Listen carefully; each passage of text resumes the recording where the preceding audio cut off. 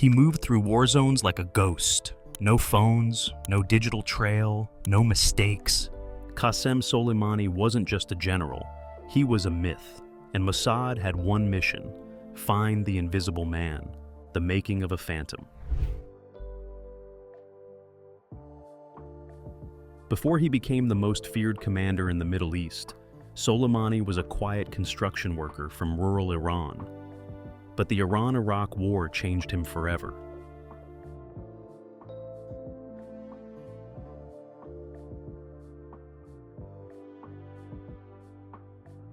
He rose fast through the ranks, surviving front lines where entire battalions were wiped out.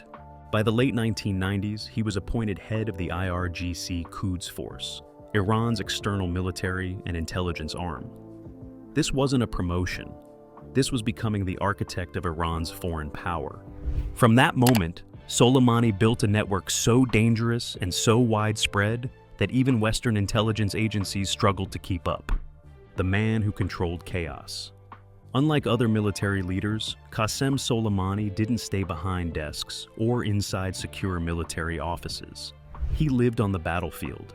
He traveled between Iran, Iraq, Syria, Lebanon, and Yemen with the confidence of someone who believed he couldn't be touched. And in many ways, he was right. He commanded militias in Iraq, armed and trained Hezbollah in Lebanon, Directed proxy fighters in Yemen, propped up the Assad regime in Syria, coordinated attacks that killed American and Israeli personnel. Everywhere he went, conflicts shifted. Everyone, from CIA analysts to Mossad directors, understood a brutal truth. If Soleimani wanted a region on fire, it burned. This is why they called him the Shadow Commander, untouchable, or so he thought. By the mid-2000s, Soleimani wasn't just a general.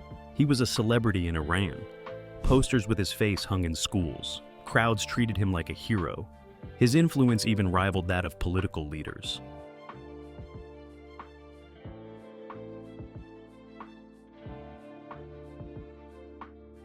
But his power came with extreme paranoia.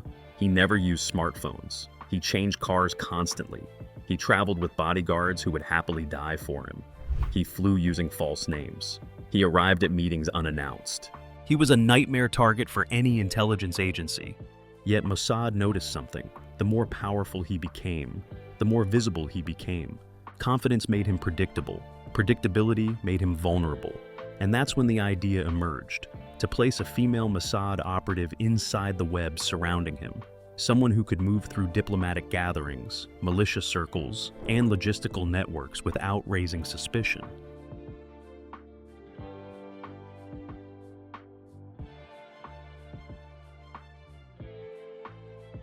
Someone who could do what satellites and drones couldn't. Get close enough to understand the man's habits. The search begins.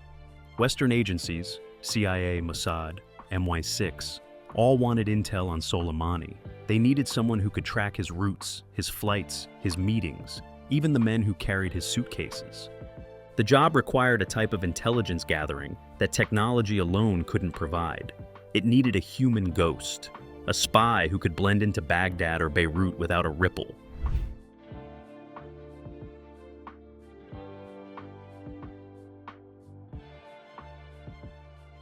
And Mossad had exactly that. A woman with the skill, patience, and nerve to hunt Iran's most dangerous man without him ever knowing she existed. Her mission was about to begin. A ghost hunting a ghost. She arrived quietly. No headlines, no chatter, no digital footprint. Her Mossad cover identity placed her in the heart of the Middle East, sometimes as a humanitarian worker, sometimes an NGO translator, sometimes a European consultant. Her name changed, her job changed. Only one thing stayed the same: her target, Qasem Soleimani. But she couldn't get close to him directly. No one could. Soleimani lived inside a fortress of secrecy, protected by layers of loyal militias, political allies, and security guards who trusted no one. So, she did the only thing a smart operative does. She infiltrated the people around him, building the web. Her mission required more intelligence than any single agency could gather alone. She needed to build connections across borders.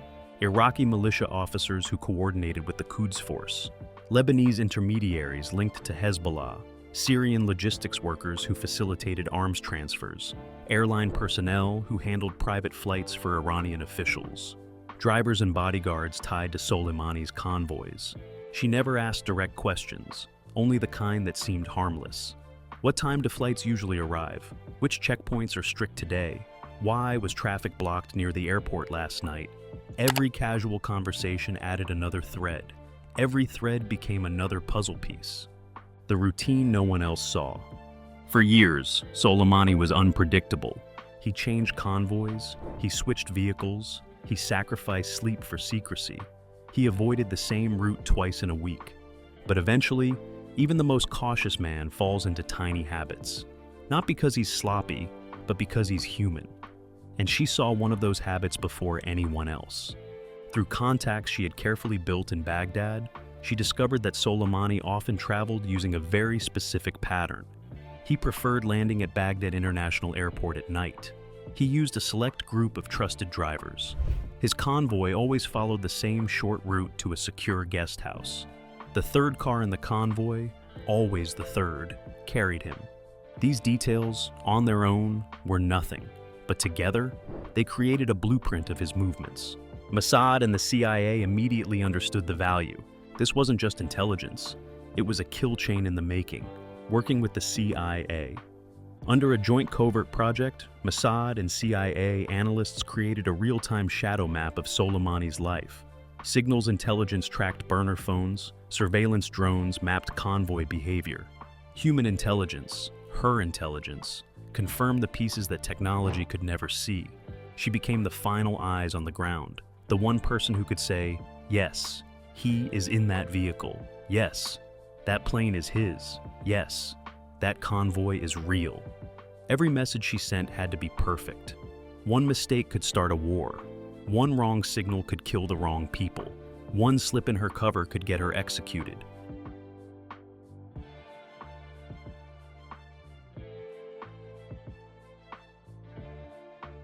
But she stayed calm, she stayed patient, and little by little, she moved closer to the moment Mossad had been waiting for. The window opens. Late 2019. Her contacts inform her that Soleimani is planning a high-level meeting in Baghdad, one involving militia leaders deeply tied to Iran's regional operations. This was rare, this was bold, and most importantly, this was predictable. For the first time in years, the world's most elusive general was walking into a trap he didn't know existed, and she would be the reason the trap worked. What are your thoughts on this? Let us know in the comments below. If you liked this video, don't forget to like and subscribe to the channel for the latest car videos.